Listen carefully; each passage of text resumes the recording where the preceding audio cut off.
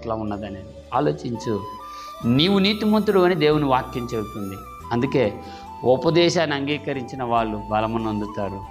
ఏమండి, నీతిగా ఉన్నవారు బోధ చేయగా వాళ్ళ జ్ఞానాన్ని అభివృద్ధి చేసుకుంటారని దేవుని వాక్యం మాట్లాడుతుంది. నీ అభివృద్ధిలో దేవుని ఉపదేశం ఉందని, నీ అభివృద్ధిలో నీతిమంతుల బోధ ఉందని మేము ఆశిస్తున్నాం. దేవుని సంతోషం కూడా అదే నీ పట్ల. ఆలోచించు, ప్రార్థించు. అభివృద్ధి, క్షేమాభివృద్ధి దేవుడు దయచేయగాక. ఆమేన్. ప్రార్థన. పరిశుద్ధుడు అయిన మా తండ్రి, మీకు వందనాలు.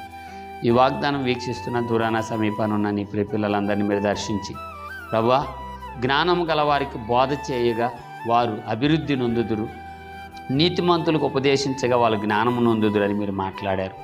ఏ ఏ స్థితిలో నీ పిల్లలు ఉన్నారో దర్శించి బలపరిచి జ్ఞాన ఉపదేశములు అభివృద్ధి చేసి మీరు మహిమ తెచ్చుకున్నామని పరిశుద్ధుడైన యేసు నామములో ప్రార్థన చేయుచున్నాను తండ్రి.